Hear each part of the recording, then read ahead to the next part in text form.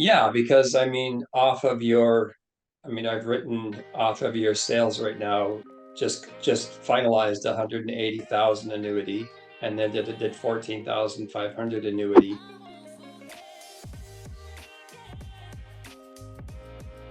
Once a month, somebody gets nominated as the agent of the month, and you, for the month of September, you are our agent of the month for September. So congratulations to you. Well, that's an honor from This Juicebox. is because you do constantly give. We've noticed that from the very moment that you join the program, is you're always that first person to speak up and to offer value, and you do it in such a respectful and considerate and thoughtful way. And what a lot of people might not know about you, you are on pretty much every single call. You're there, always offering value, but you're also, a lifetime, I think, what, over $300 million annuity producer. You spoke about some of that education that you've, given in the past. You're a really top producer, and so I think, and I saw this on a case planning call from a while back where you kind of said, Jim, when I came in, I was pretty skeptical. I've been in the business a long time. I did a lot of research, and I'd be curious to know the skepticism for you. Has that changed now that you're on the other side? Like, has that faded away?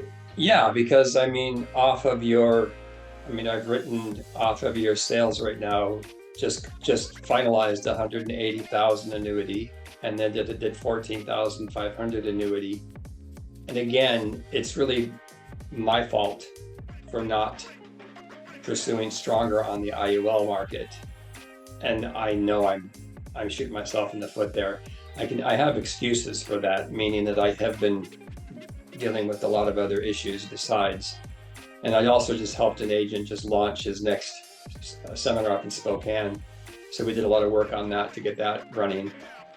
But if anything, I'm not utilizing the platform properly even at this point in time, and I've got to. But it's just been kind of justified in the time frame I've been dealing with other issues. But I gotta start getting more serious and start utilizing it, because I'm throwing money away.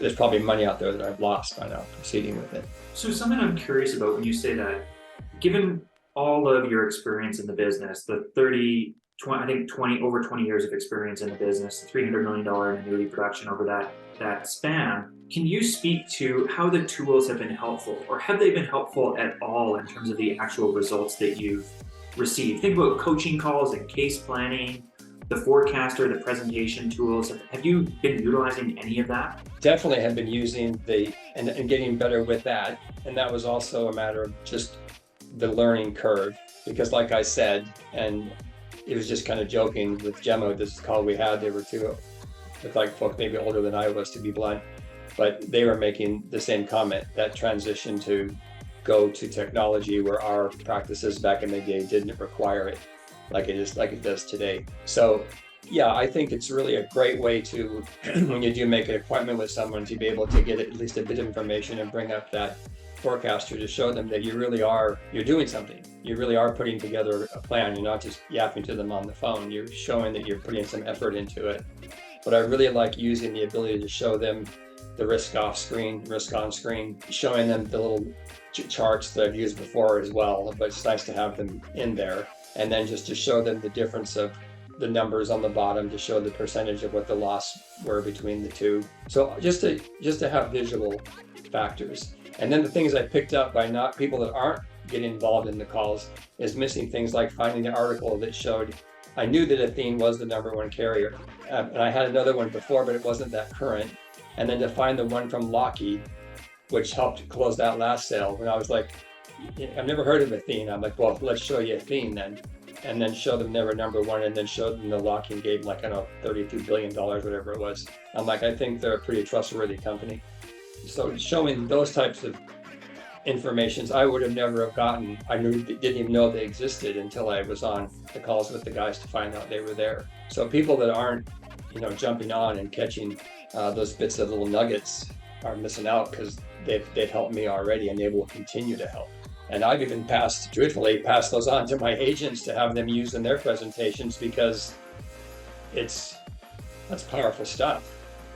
For folks that are starting out in agentship, like, I really admire your ability to, you've got all this experience and you've kind of, although that has influenced how you've been performing to date, you haven't allowed that to color your perspective. I think you've really shown up from what I've seen, and you've been a student. You've really asked a lot of questions. You've been very engaged. You've gone through all of the training. You really dedicated yourself in that way. And so I'm curious, now that I think we're 6-ish weeks in, what would you say to those folks who are starting out with their marketing, call it this week? What would you say to those folks in terms of some advice to give them?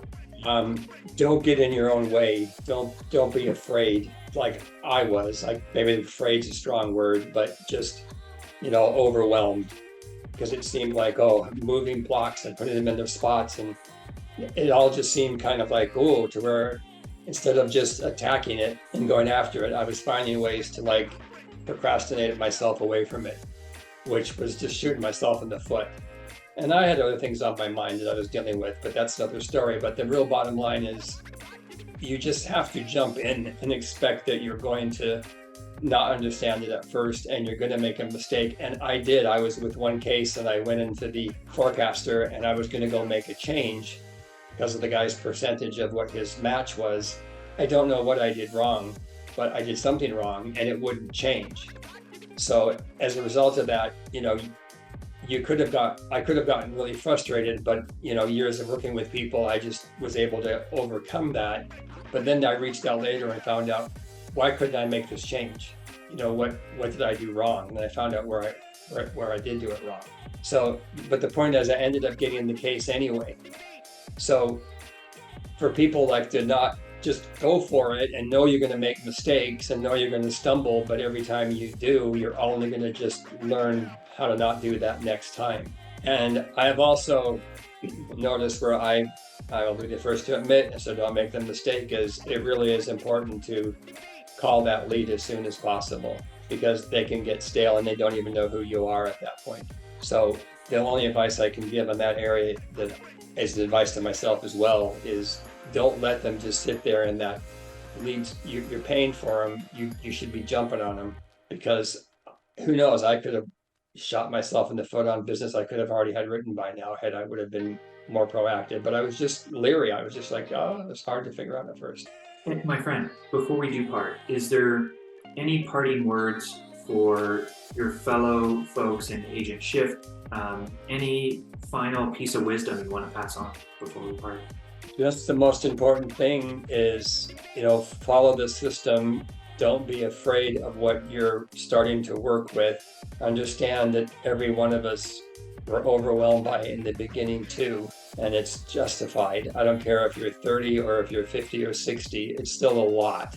Because I never, in my practice, in my career, never used spreadsheets, never used those. I use PowerPoints all the time in the classes I taught at UNLV for almost 16 years. So I'm very familiar with that concept.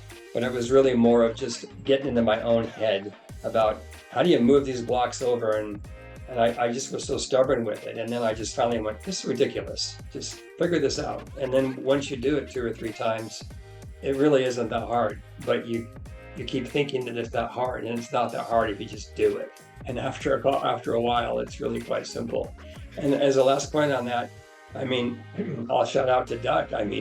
He had a little more success figuring those blocks, so I just reached out to him and said, would you mind, when you got a few minutes, just let's do a Zoom together and just show me how you're moving these blocks, because I need to see it. Sometimes watching the libraries you go into and watching the videos, they help, there's no question. But when you're live with someone and you're like, okay, so where do I go moving that box? And then, okay, yeah, one more, move to the left. You're doing it live. I think that helps. So I think all of us that could take that time with new agents that are coming in, to give them that little extra help between the team, just benefits it all. And then you learn more while you're doing it too. Congratulations, Agent of the Month, September. I know you've had lots going on. I can't wait for you to get back in and get some relief on that side so that you can, just continue putting the hammer down. So big congratulations to you, my friend. Thank you. Thanks. I just need to buckle down harder and focus stronger.